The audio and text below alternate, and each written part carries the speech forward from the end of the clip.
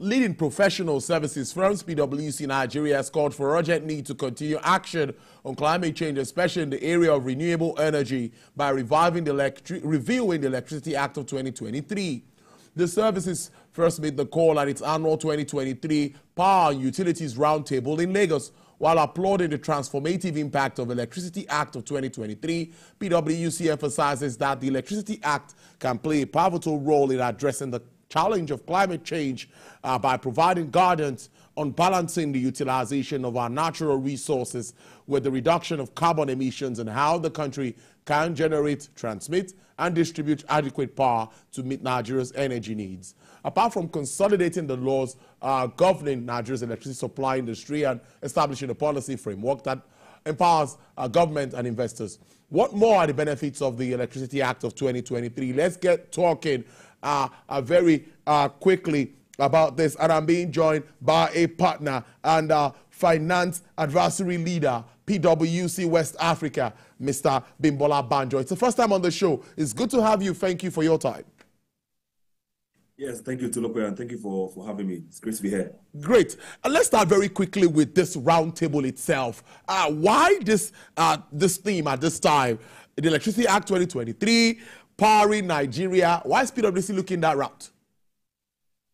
Right. Thank you very much for that question. First of all, I must mention that the roundtable we just had is the 14th in its series, and every year we strive to bring up a topical issue and dissect it, bring industry players, regulators, stakeholders, and then come up with potential solutions that can set the path for the industry. Right. And at this time, we're in November. The Electricity Act is fresh. It came out in July. It was signed by Mr. President, and it's made a lot of buzz in the industry. It's a very disruptive act, and it's packed to the punch. So there's so many things that the act seeks to achieve, and we just thought it was something that will be useful for stakeholders in the industry, as well as well-meaning Nigerians to benefit from. Well, it's a good way to start this conversation. But I would also ask that what more? Many are saying that even the states need to be prepared.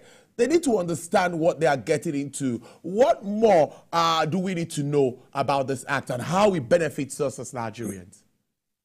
Yeah, that's very correct. So one of the things that we believe very strongly about the act is that it is meant to engender collaboration across various levels.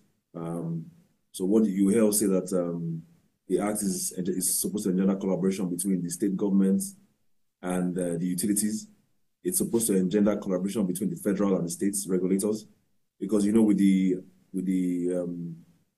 setup of the act, the states will be required to have their own regulators. So because you already have an existing regulator who will transit to becoming the apex regulator for the industry, there will need to be harmonization of responsibilities and roles to ensure that there's no overlap or any duplication of responsibilities. There's also provisions for things like tax incentives, right? And to get tax incentives, it's not something that resides squarely at the doorstep of the Ministry of Power. The Ministry of Power will need to engage with the Ministries of Trade and Investment, as well as the Ministry of Finance, to be able to come up with a structure that can enable things like renewables as feeding tariffs into the Nigerian electricity supply industry. And of course, I think that's always an opportunity for a country like Nigeria to innovate, particularly when we speak about renewables. As you know, this is COP28 is going on currently now in Dubai, right? And we had a large delegation which is causing a lot of controversy. But again, you have to understand that renewables is a very big part of the future of this country. One of the things that we believe very strongly is that as a country, we need to start to innovate, right? There's so many sources of renewable energy, forms of renewable energy. And one of the things that we think is one for the future is hydrogen, green hydrogen, right? We believe that it's going to play a very major part in the energy source of the future. So I think we need an act that engenders various sources, a good energy mix, but also one that considers any energy source that will be predominant in the future. For me, I know that one challenge that I've faced our power sector following privatization has been the issue of liquidity.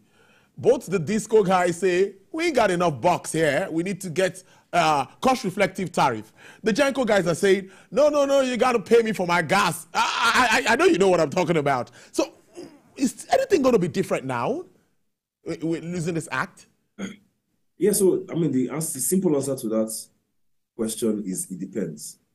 And it depends on the moves that the sector players make even today, right? A recipe for more of the same or more escalation of the current issues will be for the relevant stakeholders to jump into making decisions around the act without the proper consideration of the effects.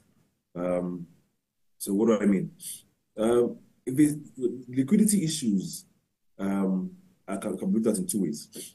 One is that the company itself should be able to raise sufficient capital to engage on the kind of infrastructure that it requires to do its business, right? And also from its working capital, the kind of collections that the company should be able to support the business operations, right?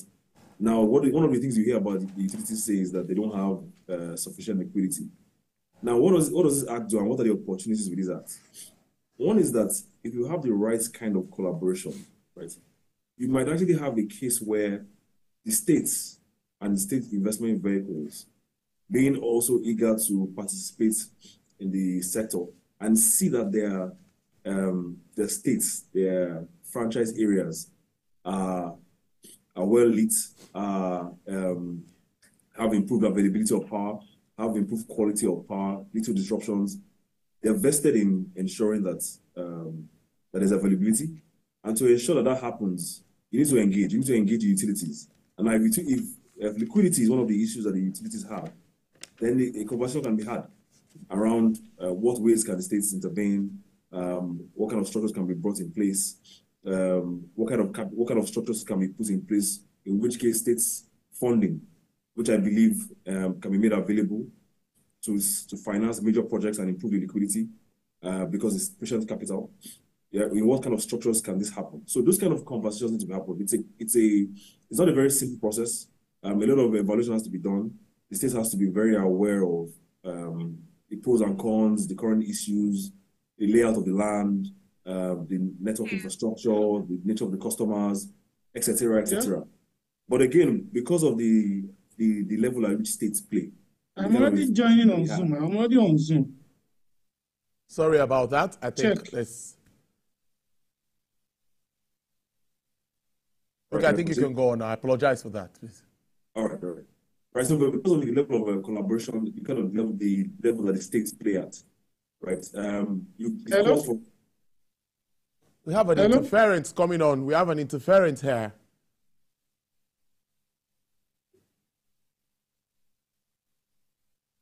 All right, now, apologies again. I think we can go on now. All right, thank you. So, so what I was saying basically was that with good collaboration between the states and the utilities, much needed funding can come in. There might be room for better operations because of the level of information that exists at the state level. State collects taxes from individuals. They have their tax identification numbers. The utilities have information around customer numbers, meter numbers. You know, by the time you put all these numbers together, a number of states are building smart cities as well, right? As with smart devices, and the utilities have smart devices. By the time you start to mix all of these things, right, and deploy technology appropriately, you find a situation where there's a lot of room for optimized operations between the states' involvement in the utilities. Let me let you go now. But just finally, the role of this act in stimulating local manufacturing. Now, I'm looking at assets like meters, domestic investment within the country. What are we expecting here? No. So I think one thing that's very clear in the act, like I said, the act is a very large document with all sorts of areas covered. One thing that the act does very well is to talk about mainstreaming of roles, right? So the point is that there's the idea that We want to see more women involved in the space, right? As far as renewables are concerned and other aspects of the value chain, we want to see more locals involved as well, right? So I think the act is quite clear, explicit on that. So the more people you have involved, the better. And of course, it also encourages the local manufacture of a lot of these things that we use in the industry, right? And one of the things that the act also talks about is the need to develop a national integrated electric policy. And that kind of policy is wide, is broad thinking, considers all of the available resources that Nigeria has as a country and the way we can be deployed, and it considers future planning of utilization of those resources and the kind of energy needs that we will need. So by the time we put all of this together, you'll see that there's a lot of room for local manufacturers, local developers, local producers, and local content. And of course, gender balance. Brilliant stuff. I'll let you rest. I'll let you relax, get back to work. We'll have this conversation. We'll continue this conversation at some other time. Mr. Bimbola Banjo is a partner and finance advisory leader with PricewaterhouseCoopers, Western Africa. Thank you so much. It's really good to have you here. Thank you. Thank you very much. All right, then. Well, great conversation there around the power sector and this Electricity Act. What does it really hold for us?